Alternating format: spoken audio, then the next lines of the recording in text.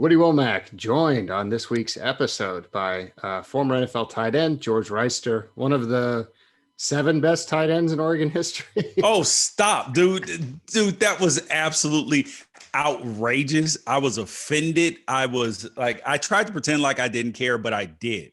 And what it was is the University of Oregon, they put out this well-produced video. They had a bunch of people that, cover Oregon or work for the university, talking about the greatest Oregon tight ends.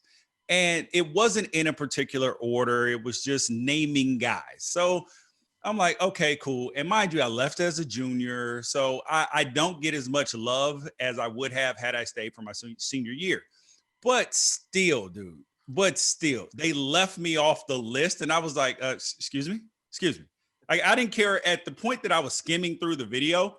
I didn't care where I was on the list. It's the fact that I was not on the list that left me offended. Well, okay, so we should say, you said you left early. You were a 3rd-round pick or a 4th round? 4th round pick. 4th-round pick. Okay, yep. But you played, and actually, I probably should have been even higher, but they said I had character issues, even though I had never been in trouble, got good grades, all of this stuff. But my 2 roommates had DUIs, and they said I hung out with gang members. So I was one of the best players available at the end of the 1st round, but didn't get my name called till the beginning of the 2nd round. But I'm not upset or anything. You had a lot of crossover with Justin Peele, didn't you? Who was on the list. Yeah, Justin Pele.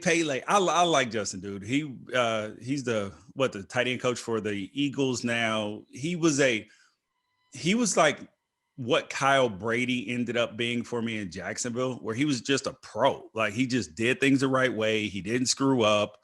And I got a chance to learn from a guy like that. He wasn't the most athletic, didn't have the best hands. He was just consistent. And that's what I learned from him, is just, okay, if I could take what he did, combine it with my athleticism, I was in good shape. All right, so you got your Oregon tight end history lesson. George is still salty, and it's so funny because I get to tease him about it. So it's really, nobody cares. I don't care. I'm not mad. The dream come true for me personally. So George covers he covers all types of topics all across sports and pop culture, and maybe a little politics this time of year. But he is our resident Pac-12 expert. So George, the Pac-12 kicks off this weekend. You played for Oregon. You follow Oregon closely now. This is where we got to get started. Oregon is just like the runaway favorite, right? To win the conference. They should be, right? What? Well, listen, there's a lot of missing talent out the window. Okay. We're talking 3 first-round picks off of last year's team, basically. If you say Sewell and Herbert. Yeah, Sewell, Herbert, and Holland. Right. Then you're talking 2 other starting DBs. So we don't even know. Do we know if their quarterback is good? Like, seems to be a lot of unknowns. They have a whole new offensive line. I mean, okay. Let me break this down for you, Woody Wommack. So here's what's going on with Oregon. Okay, if you look at a team like Utah, where they lost Huntley, Zach Moss, a bunch of draft picks on the defense, right? That's a different story than what's happening at Oregon. Because when you look at all the recruiting rankings and the, and where they start gauging 4- and 5-star talent, how much is on the roster, Oregon is one of those teams that's up in the upper tier now. Like we'll start with the defense. So they lost Javon Holland. He opted out for the NFL draft. He's probably going to be a 1st-round draft pick, early 2nd-round draft pick. They lost Thomas Graham, who was a starting corner, but they replaced him with a guy who may have been pushing him for playing time already in Michael Wright. Michael Wright, Michael Wright, however you say his name. The kid is dynamic. Like, the kid is special. They think that he is a 1st-round type of talent at cornerback. And then they returned their other starter in Diamador Lenore. They returned Nick Pickett, who played a ton. And yes, they lost Brady Breeze too, but he was going to be competing for playing time as well. And they returned McKinley the third on the back end. Like, their back end, like, had the pandemic not happened, and they would have been returning their whole team, they would have probably had the best secondary in the entire country.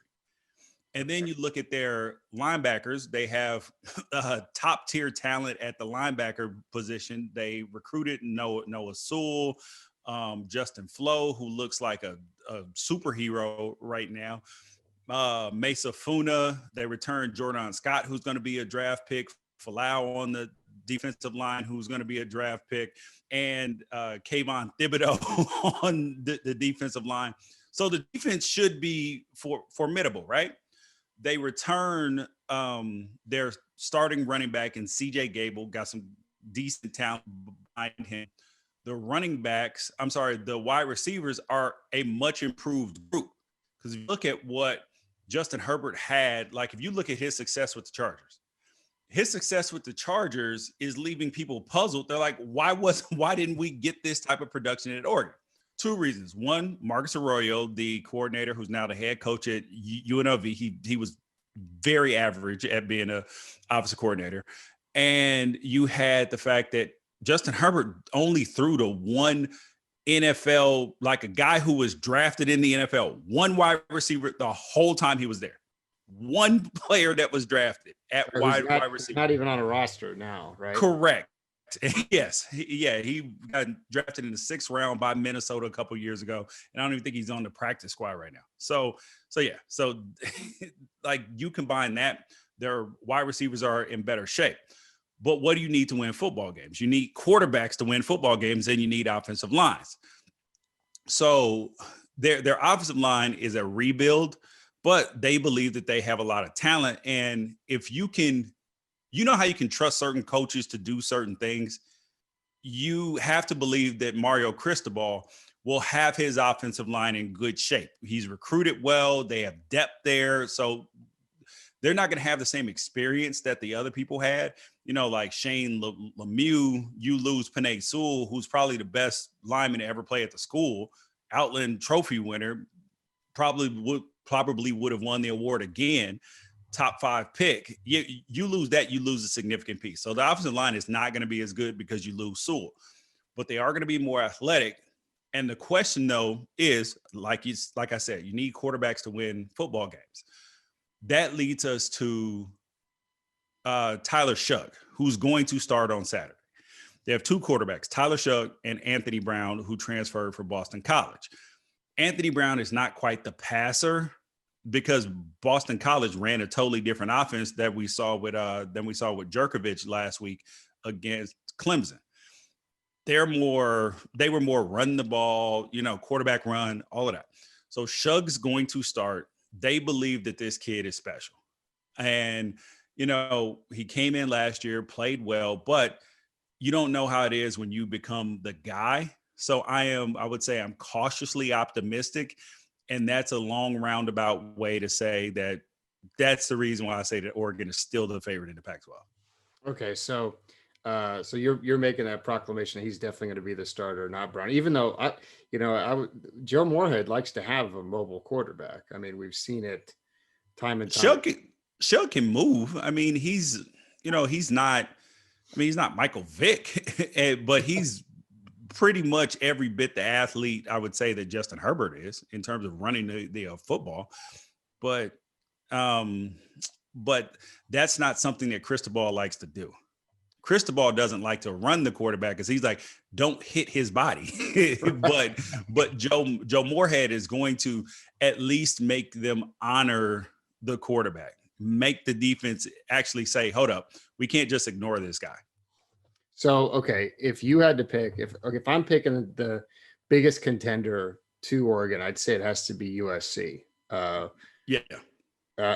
think a lot of people are kind of forgetting about how good they really are. I mean, you want to talk about wide receivers? They probably have 2 or 3 right now, 3 NFL wide receivers. Amon-Ra St. Brown. They have Vaughn. Right. And then they have the basketball player. Drake London. Yeah, Drake London. Yeah. So, I mean, and then, of course, they have Keaton Slovis. Now, here's my issue with Slovis, and you can tell me what you think. Last year, and even the game against Oregon, he has too many of these games where or all of a sudden he's in a hole, like he's either hot or not. It seems like he's really streaky. And I think that offense is not getting enough credit for what it does for a quarterback. It's an air raid system. We spent all these years being like, all these people, oh, the air raid, the stats are kind of fake, blah blah blah. But then he does it at USC, and he's the greatest quarterback ever. So, what do you think? I mean, do you think he's like, is he a first Okay. round type quarterback, or is it the system, or is it both? I think it's a combination of both. I think the kid, okay, as good as he was last year, you are right. He did have some moments where he was cold, and he could get confused a couple times, especially in the Oregon game when he threw the pick six. But overall, you would say he played fantastic. But let's remember, he was a true freshman too, like not a redshirt freshman. This Right. was his first time on campus. This was his first season taking snaps. So if you take that into account, that was a phenomenal season. And you're going to confuse a freshman with complicated defenses. Like, that's just the truth.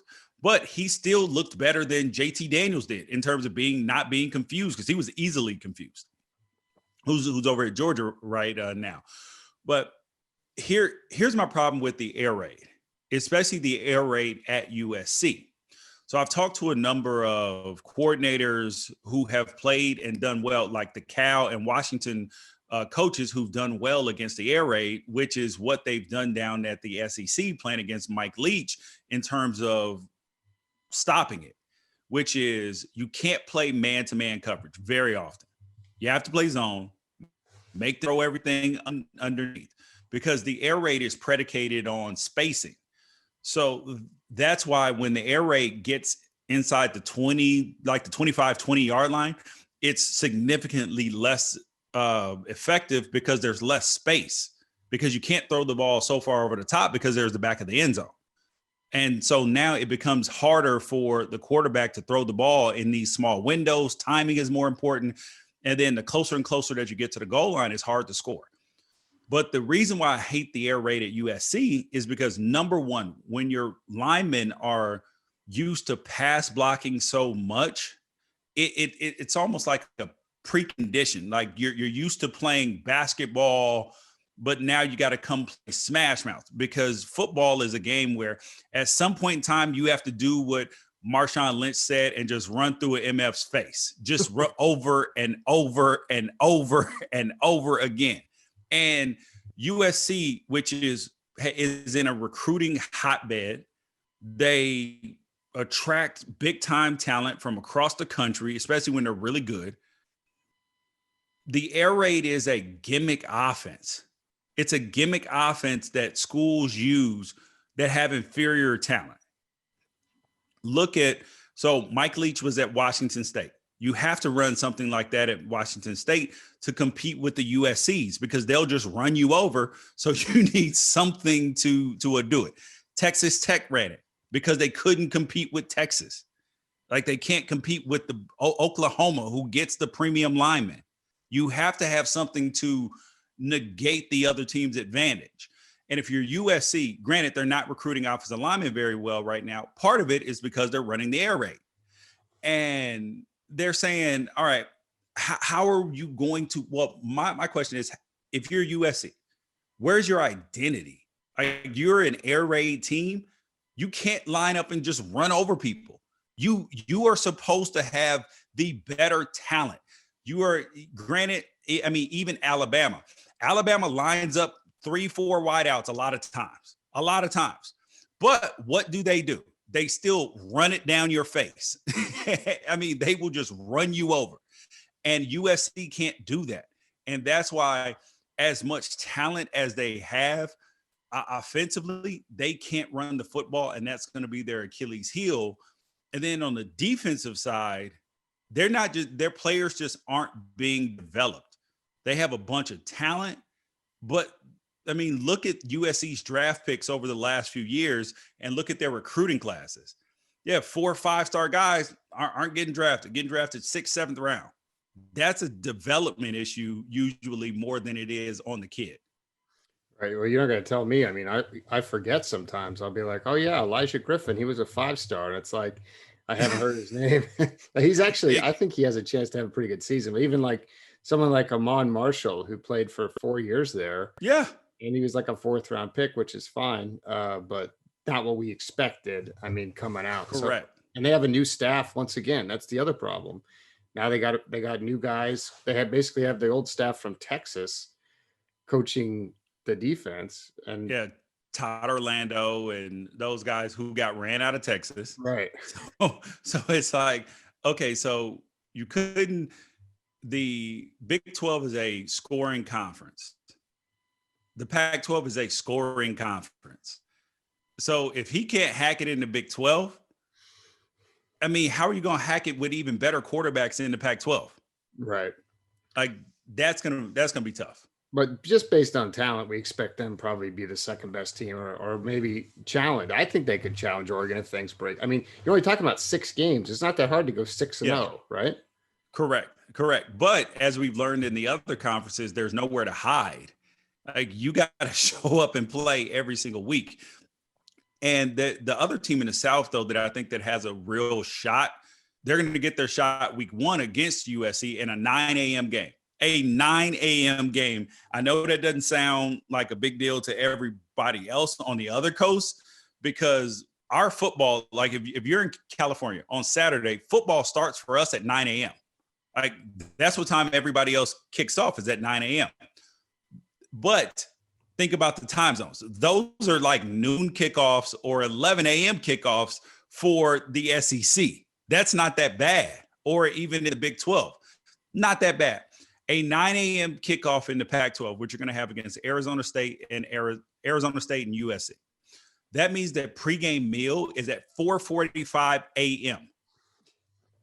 4:45 a.m. This sounds awful. I don't even want to think about doing that myself. I know just having to wake up, not even have to play a football game. I don't even want to think about it.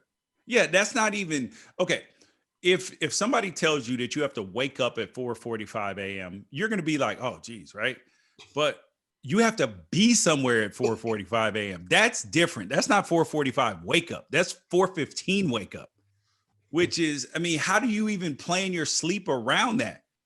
Like a lot of these teams do practice early in the morning. They'll practice 6 or 7 o'clock in the morning, some of these teams, but that's not the same thing as actually being prepared, ramped up, taped. I mean, fully mentally locked in to playing, your first football game, and it immediately having consequences, not against, Sacramento State or UTEP or whoever Alabama usually plays in their non-conference, Well, like we see a lot of videos of these kids who are on teams who will talk about the moment you wake up in the morning and just sit there and stare at the wall for 5 minutes and be like, is this worth it? What am I doing with my life? That's going to happen on Saturday with the game. The question is, do you think it happened? Like, does that affect the offense or defense more? You expect a low scoring game, or do you expect a lot of mental mistakes on defense that leads to more scoring? What do you think? I think, okay, so we've seen this in the other conferences since they've been started.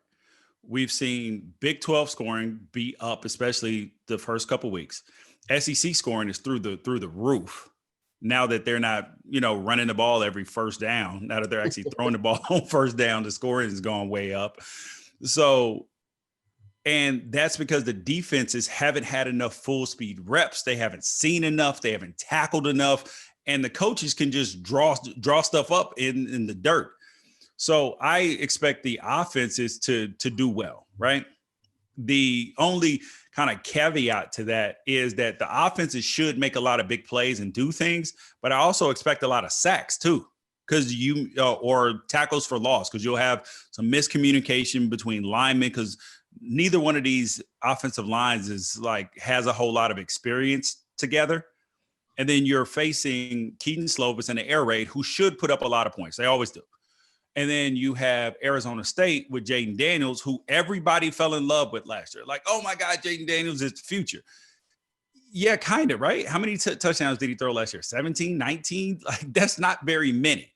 Granted, he only threw 1 or 2 picks, and that's good, but that's not going to get you wins in terms of, like, he's got to take a jump, even in 7 games, the 6 games plus the 1 game. Like, he needs to be at about 7 games, 21 touchdowns. Right. 21 touchdowns. I was looking, and he's breaking in basically an entirely new bunch of receivers. I mean, it looked like they had 2 true freshmen that are probably gonna be starting in that game. Johnny Johnson. Johnny Johnson's supposed to be starting. Who's Johnny Wilson 6'6". and that's what I meant. And Bunkley Shelton, who's awesome. But I mean, you're talking about a true freshman starting their first game against USC at wide receiver. I mean, that's a huge adjustment for those 2 guys. So you think they're the 3rd best team, or you have what about Washington? No. I think Arizona State's the 2nd best team in the South. Oh, okay. Right. But in the North, I mean, okay, Washington. The thing that Washington has best going for them is their defense. Washington's defense, they are deep, they are experienced because they played a lot of freshmen last year, and this year they're coming in. They are. This is going to be a physical defense. Their defensive line, I think they have 4 seniors starting. This should be a really good defense. And Washington doesn't really give up a ton of points. They give up 30. I don't think they've given up 35 points, but like one time in the last 4 or 5 seasons. Right.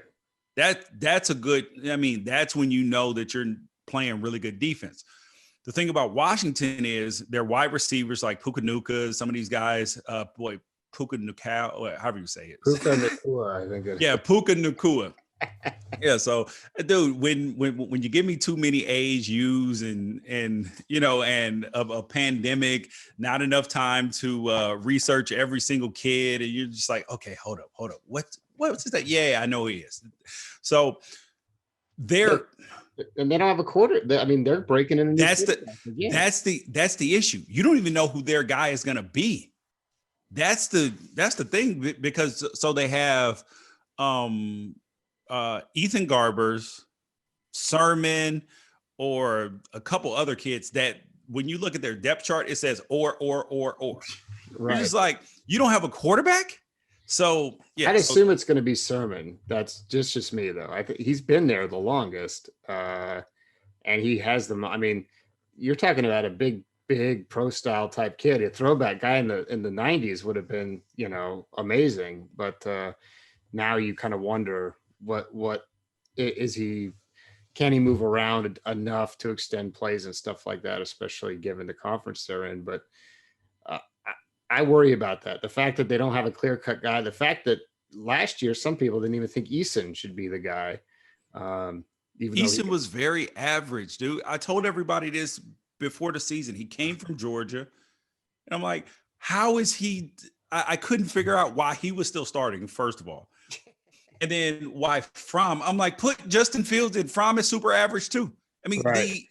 But I'm gonna digress for just a second. That this is why Kirby Smart can't beat Alabama. Why he can't, dude? Like, he's stuck in this run and punt offense. Like, dude, step into 2020. Step into 2020. I know you got Todd Monken. You're trying to do it. But the statues at quarterback, this is not the way the world is played anymore. Washington's still trying to do it. They tried to do it with Chris Peterson when they brought Eason back there. They had, you know, Browning before that. Like, you keep getting these statues. Statues don't work anymore. Look at the NFL. The last of the Mohicans who's actually playing well is Tom Brady. He's it, dude. And I mean, even Drew Brees is kind of every now and then sketchy now. He's older. Matt Ryan can't win games. You bring a pass rush on him, he can't get. He might as well just fall down.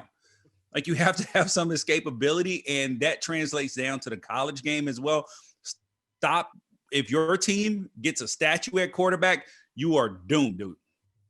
Yeah, Dylan Morris was the other quarterback we forgot about with Washington, who people like, but I mean, I don't know, man. I mean, the guy's coming. You know, they have a 5-star committed in Sam Heward, and I think he could be an legacy kid. Yeah, he's awesome. Though. Legacy kid. They did need to recruit him. No, he looks the part. I mean, just like the Manning kid, he looks the part. And you know, he's got the pedigree. He's been trained. He's been taught. You know, so it should work. You know what I mean? If it doesn't work, something's broken. And that's where Jimmy Lake is going to, like, people have questions because anytime that you transfer of power from one coach to the next, I mean, it's essentially what Oklahoma did from Bob Stoops to Lincoln Riley. But the difference, well, and Chris Peterson was kind of like Bob Stoops, except without the national championship. You know, lost a bunch of big games, recruits well, people love him, but they're still looking at him with a side eye. Like, man, we've been really good. We've recruited well, but we're just not getting over the hump. And that's where Jimmy Lake is going to have a lot of questions because his recruiting class is only 15 kids now. They were low on scholarships, but also, you know, they depend on so much on getting kids on campus, all of that. But the hustlers are the people who are getting the recruits now. So like everybody's high on them as the second best team in the North, but I just can't sleep on Cal, dude. Like I really like Cal. Justin Wilcox is doing a really good job with that team. Their defense has improved ever since Sonny Dykes left and he came. Like it's just been just completely different. They have a really good quarterback in Chase Garbers. He took a huge step last year when he showed, okay, I can beat a guy when they went down in Oxford and beat Ole Miss. You know, it's a little bit controversial. He still showed I can go and throw the ball. Then he played well. They lose him. They bring in Devin Modster. He was terrible. And like this is a good football player. And Cal is a well-coached team. If you look at the recruiting rankings, people aren't paying attention to them, but they're building a bunch of 4 stars. They're still getting that 3-star talent too, but they are, you know, they're building their roster. They're getting their kind of guys who fit their system, coaching them up. And, you know, they're not going to be a national championship or a Pac-12, a true Pac-12 threat until probably another year or two from now. But this is a good football team who can, on any given Sunday, beat anybody and end up, you know, winning the North if they can knock off Washington, because that's who they play first this week. I think Cal's favored by a point, I think. So, yeah, this is a toss-up game, dude. And with between the Cal and Washington game and the USC Arizona State game, I think you're going to learn a lot about where the conference stands just in week 1. Yeah, what I like about Cal is, like you said, they're kind of riding that wave. Some programs you have to be like this.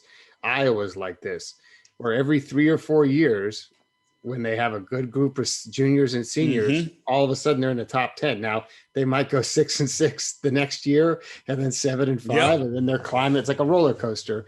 But that's what you have to do. Some of these teams are not going to be consistent 10-win teams every single year, and I think Cal is building in the right direction. You mentioned some of the injuries, but they're good coaches. And Wilcox, he came up as a coach under Chris Peterson, like you said, at Boise State.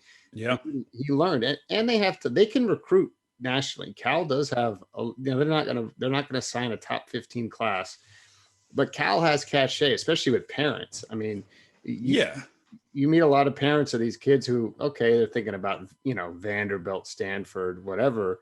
The Cal education weighs heavily for a lot of those people. We've seen them get them before. So, all right. So your pick, obviously you're picking Oregon to win the conference. Yeah. Now, if they would have to go 7-0, if they go 7-0, do you think, or any other Pac-12 team, do you think they'll get a shot at the playoff? Is 7 games enough? There are only 2 teams that have a shot at getting the playoffs, I think, in the Pac-12. That is Oregon and USC, because those are the only 2 teams I think that can go 7-0. So if Oregon goes 7-0 and USC is at least 5-1, and they meet in the de facto Pac-12 championship, that's going to be a game that can send a team to the playoffs, especially if you're the undefeated team in it. You know, if Oregon comes in 5-1, USC 6-0, or vice versa, then both of those teams have enough cachet and they'll pass the eye test, especially if they crush pretty much the rest of the conference. So if Oregon crushes Oregon State, Washington State, Cal, and even plays a close game against Washington or vice versa. You know, if you crush the other teams, then you're going to look the part. I mean, that's the thing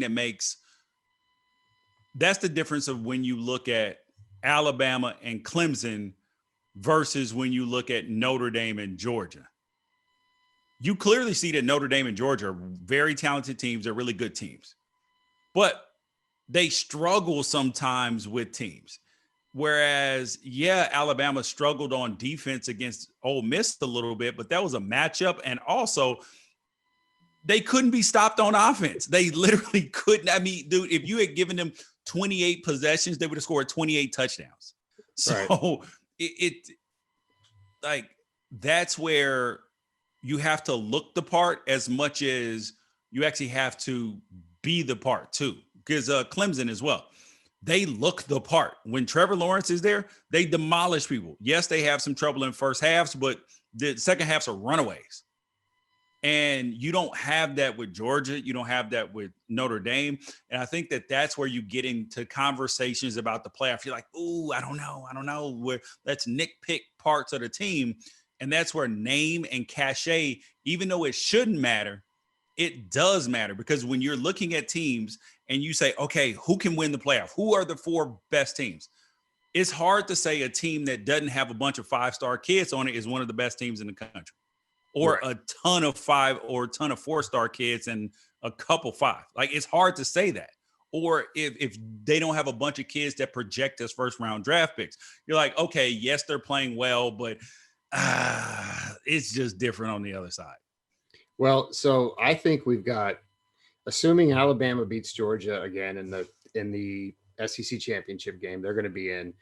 I do think Georgia could trip up again. I think Georgia could lose this weekend, personally. Yeah, Florida. To a Florida, right? Just because, like you said, the ceiling. Georgia's defense is awesome, but the problem is Georgia's offense with Stetson Bennett at quarterback has a low ceiling. Like, it just does. Like, they're not going to put up, even against a bad defense, I don't think they're going to put up 50 points. And Florida can score on anybody. So that would make me a little nervous if I'm a Georgia fan. Is that game? Yeah, dude, Alabama, they only managed 14 points against Kentucky? Right. And it was like, if Kentucky had a better offense, they would have won. I remember a couple of years ago, Oregon won a game like that against Cal, and the fans were just livid. The Oregon fans were just livid, and the Georgia fans aren't happy either. You can't be happy to know that you had Justin Fields on your roster and he's gone. Like, it sucks. And if you're a fan, you're just like, I remember thinking when I was a kid and there'd be a kid that they should have signed, like an in-state kid goes somewhere else and you see him playing and you're like, why didn't we get him? Or someone's son or something like that. And you're like, why isn't he playing for us? So that part hurts for Georgia. I still think they could get to the SEC championship, and if everything went right, they could win the game. But right now, I'm going to assume they cannot beat. Listen, they cannot beat Alabama. Okay, and the reason why they cannot beat Alabama is because they do not have a quarter. They can't score enough points to beat Alabama. Right. I mean, Alabama, even without Waddle, that offense does take a hit. But geez Louise, dude, like they literally have points all over the place. And Mac Jones is an NFL quarterback. Like, I had to give up on he just has so many people around him. No, Mac Jones is a real quarterback. Like, stop. Hey, and Georgia can't score, dude. They can't. If you can stop Georgia from running the football, I mean, in their last week's game, their opening drive, where they run like 11 or 13 plays, did not throw the ball one time. And I was like, okay, this is the formula. This is what they're going to do all game. They score 14 points. Like, yeah, what are you doing? I saw that drive and I was like, man, they are going to smash Kentucky because they're just going to feed. They got 3 5-star running backs. They're going to run it down their throat the whole game. And then for some reason they got away from it. I'm with you. I didn't understand it. I thought once they scored on that first drive, I was like, because I had picked them to cover 17 or whatever. And I was like, yeah, they're running away. So we pencil in Alabama. We pencil in Clemson. I have Clemson. I think Clemson is going to blow out Notre Dame this weekend, personally. Even with DJ, because as good as I think that Notre Dame has a quarterback problem too. Ian Book is serviceable. I don't think he's special. Right. And your quarterback's going to have to be special that day to beat Clemson. And I don't think I think Ian Book can be good enough to win against Clemson tomorrow. I do believe that he can have a great game and win tomorrow. I don't believe that he can play well enough in enough games for them to get to the playoff. You know what I mean? Like he's going to have a game where he's Ian Book, where he's a little bit inaccurate, has a couple turnovers. Like if you trade Trevor Lawrence on Notre Dame, because they have really good skill position players, their defense is tough. Like they got some dudes on defense, especially their safety. I forgot his name, number 14. I like that kid. Yeah, Kyle Hamilton. Yeah. From here in Atlanta. But either way, what I think would slow down Clemson is a team with a ton of athletes at wide receiver. There's a lot of guys on Clemson's defense that I'm suspect of, especially at the linebacker position. I'm like, sometimes I see guys and I'm like, he's no good in space. You're like, just get somebody run a little option route off of him. It won't work. Right. I mean, but look at what Boston College did. Boston College was like, we're throwing the ball on you, Clemson. Right. Clemson could not stop them. The only thing that stopped Boston College from throwing the ball, which they continuously did, was Clemson's pass rush. They couldn't block them. If their quarterback had more time in the second half, they would have scored more points. Right. So Clemson's back end is suspect. Like if Boston College, who doesn't have top tier talent, is looking at them and saying, "Ooh, we licking our chops on these dudes," then you know that when they get up against some real guys, if that pass rush isn't getting home, they can be beat. Right. It's just a matter of they're not really going to see a lot of that in the ACC. So I'm penciling them in. So that's 2. I'm going to pencil in Ohio State. I mean, I don't think anyone in the Big Ten can slow them down. No. You want to talk about skill position guys. I mean, they got 3 5-star receivers like now. And they're getting ready to get more, dude. I think they're probably going to, I mean, if you're a 5-star wide receiver kid and you look at what Ohio State's wide receivers are doing in the NFL, you're like, I like it there. And they throw the ball too. Right. You're happy, and you're always going to play in big games. I would definitely I wouldn't have any problem going to Ohio State like the kid Egbuka who made from Washington, which will disappoint Husky fans. I mean, after the way they manhandled Penn State, after what we saw from Michigan State beating Michigan. So that whole Harbaugh, this is his year, that feels like, unless it's an epic failure by Ohio State, not happening. The only team the only teams that beat Ohio State was when they get snake bit, like a couple years ago when they lost to Iowa, 2 years ago. Yeah. That Purdue game was weird because I always say that there are some times in life where you can't win, where like forces are against you and there's nothing that you can do. That was the same day that that game day had that kid from Purdue in it. They did the special. The kid was sick. He came to the game. He ended up passing away, but it was something like, it was like a universe thing. Yeah, it was like it was like a sports movie. Correct. It was like when Oregon, what was it, 2 years ago, they went up to game day, finally went to Pullman. Oh yeah, Pullman, Washington. Yeah. They've been flying this flag on game day. Just nobody really cares, but everybody's like, "Why the hell is this Washington State flag there?" They finally get game day one time. Then they gave a top 10 game against Oregon, and they crushed them. And you're just like, how does this happen? I'm telling you, that's the only way Ohio State loses a Big Ten game this year, is if they have one of them games where, it's a special and somebody, like, they have forces beyond their control. So then it comes down to Pac-12, in my mind, at least, Pac-12 against Big 12. The Big 12 champ is going to have 2 losses, more than likely. At least. Yeah, at least. Yeah. And like you said, that name brand comes into fact. So if you've got a 7-0 Oregon or USC against a 8-2, 9-2 Oklahoma State or whoever. I mean, even Oklahoma. Oklahoma State doesn't have enough cachet. Right. I, I think the Pac-12 team wins out. So it's possible. It's not probable. The one thing that could kill the Pac-12 is if they have to cancel a game or two, like we're seeing, like Wisconsin. Wisconsin looked awesome in that first game. Their quarter, Graham Mertz, looks amazing. yeah. And now we don't know when they're going to play again. And there's no time. Personally, I wish they would move the playoff back so everybody could get some more games in. But unless the SEC has cancellations or something, I just don't think it's going to happen. So we're kind of at this weird year. The Pac-12 is at the mercy of COVID. Right. Yeah. Well, so here is what I do know. The teams who believe that they have a shot, like Oregon, USC, they're wrapping these kids up in bubble wrap right now. Like they're not expecting them to. I mean, well, the thing that helps the Pac-12 teams is their kids, aside from the Arizona schools, their kids are not on campus. So, I mean, well, in terms of the other students aren't in school. Yeah. So that lowers your risk, especially when you're getting into regular flu season, which I know this is going to sound silly, but it didn't dawn on me at first because, people get the flu every year, they get colds, and your mom tells you, George, stop going out without a jacket. You're going to catch a cold.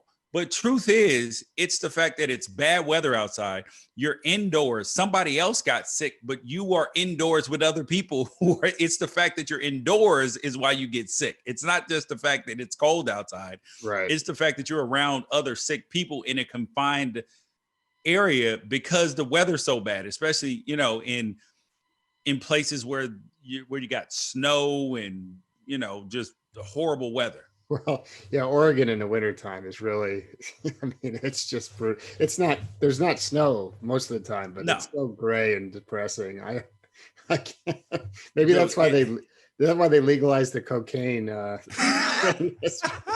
Dude, I was like, okay, y'all just like, okay, look, we're not throwing people in jail for dude, they decriminalized meth, heroin, cocaine, everything. They're just like, we're not throwing people in jail for this.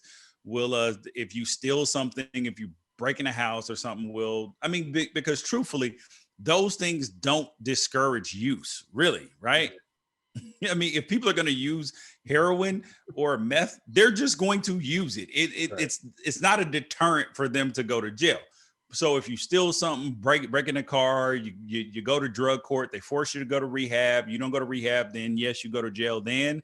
But I don't have a problem with it. I mean, it's just because I've seen what the legalization of marijuana has done in terms of states like Oregon, Colorado. There's more tax money, and also you have less. You have eliminated or virtually eliminated the black market because it's cheaper at the stores. It's a better quality. You can trust what you're getting. Right. Yeah, it's a better situation. Well, that's easy for you. Your mom's not high all the time like mine is. So smoking her little vape in Oregon. It's easy for you to say. It's funny. Well, true. Yeah. Easy. My mom doesn't smoke that I know of. Yeah. Well, you don't end up named Woody. My middle name is Mohandas too, after Gandhi. So you don't end up with a name like that unless you had some hippie parents in Oregon. Oh, wow. So your mother probably has had some peyote too. Right. That's what she said too. All right, George. Well, I'll let you go. I know we went long. You and I always end up BSing too long, but I gotta come on your podcast. So you want to give it a plug real fast? Yeah, so the podcast is Wrighster or Wrong. You can find it wherever podcasts are found. It's actually a short. So Monday, Wednesday, Friday, around 20 minutes, hit you with that straight fire, man. And then also you guys can find me as well on Fox Sports Radio, 2 to 5 p.m. Pacific Sunday. So that's 5 to 8 Eastern time. And I got a big announcement coming up, new show. Oh man. Okay. Yeah. When's Monday through Friday. It'll be a Monday through Friday show. I can't announce it yet because I'm waiting on, they have to do their PR stuff and all that, but it'll be a pretty big release, pretty big deal. Monday, Wednesday, Friday show solo. All right, you can bring me on to make fun of people. That's my favorite thing to do is when I go on radio shows, and they call me once a year, then they have me on. They're like, "Oh, it's our good friend Woody Wommack," and I'm like, "Oh, we're such good friends. You haven't called me since last year." Like, well, I can actually say that because we exchange texts whenever something happens. Side note, where the hell did that kid commit with the weirdo video? Liberty. What? He said he had a dream or something, vision that he needed to go to Liberty, the Flames. That's what he said, the 7 Flames. What's crazy is when you see a video like that and a kid commits to a school off the radar, you're like, oh, he wasn't a take at any of those schools. Tennessee, Colorado, even Alabama, they all had a spot for him. So he spurned them all to go to Liberty. So hey, Liberty's 6-0 right now. Oh, my boy Malik Willis at quarterback is amazing. Hey, they might be honest. I mean, they literally might be the new, Appalachian State, Cincinnati. They're doing a good job. They beat Baylor a couple years ago. This is a program that's on the come. So he may see himself, doing something spectacular. I'm not mad at kids for that. They got a couple of games coming up against ACC schools, and I would watch. I think the numbers are big. I mean, I think they're like a 3-touchdown underdog to Virginia Tech, and I can promise you, Malik Willis was committed to Virginia Tech to play DB before he flipped to Auburn to play quarterback. Then he transferred to Liberty. A little bit of revenge game. They didn't think he was a quarterback. They thought he was a DB. And I can promise you he's going to show them that he's a quarterback. So, all right. Well, he's a better quarterback than the one they got over there, Braxton Burmeister. Right now, I'll tell you that much. He's better than Burmeister, and I'm sure you think he's better than Bo Nix, who is another quarterback that you hate personally. Bo Nix is okay. So Bo Nix is fine if you put him at like Virginia Tech, right? But with I don't know how this kid was a 5-star kid. I mean, he's Bo Nix is really, really average. Well, so here's the deal. Bo Nix can like run. Like I don't know why Gus Malzahn is supposed to have this amazing offense. He doesn't. But I'm saying feature the kid. Okay, he had a really good game last game against LSU. But I mean, Bo Nix. Everybody has a good game versus LSU. But Bo Nix, that was a year where we weren't sure who the guy was, right? And we saw Bo Nix in person several times. He came to our thing. He was running the 7-on-7 team. He was calling the plays for the team. He was basically coaching the team because Priest Holmes was the coach. And, Priest is a great guy. Oh, I know Priest. MVP or whatever, but he's not a coach. Sorry, Priest. I told him, Bo's calling the plays. You just stand over there, look like you could still walk into the NFL and run for 100 yards a game. But Bo, he had a lot of that stuff that you want. Like, I can't tell you when you're evaluating quarterbacks how much you have to factor in like the poise factor. And he had it. And he's never really looked comfortable to me. Now he's had 2 offensive coordinators in 2 years. Chad Morris. He looks confused. Right. He does. So, and I think part of it is Gus Malzahn's offense. Like it's too tricky. Like they're trying to be too tricky, dude. Just line up and play ball. None of that stuff works versus good teams. It doesn't. Like that's why they can't score. Part of it is Bo Nix. Part of it is play calling. And their offensive line is not good at all. I mean, it's just not. They lost. Listen, when you're going to get when the solution is we need to get a grad transfer from Akron to come play in the SEC, and then I go look up the kid on Pro Football Focus, and his grades are in like the 50s at Akron. That's not the solution. So he's out for the year now. But that tells you if you're in the South, you're in Alabama and Auburn, where you got 300-pound dudes growing on trees, basically. You got to find 5 of them that can play. You can't be going to Akron and getting guys. I'm sorry. They're just not. Yeah, unless he's like projected as a first round draft pick or Right. something. Right. Yeah. He's not. So, all right, George. Thanks for All right, Woody. thanks for hanging out. All right.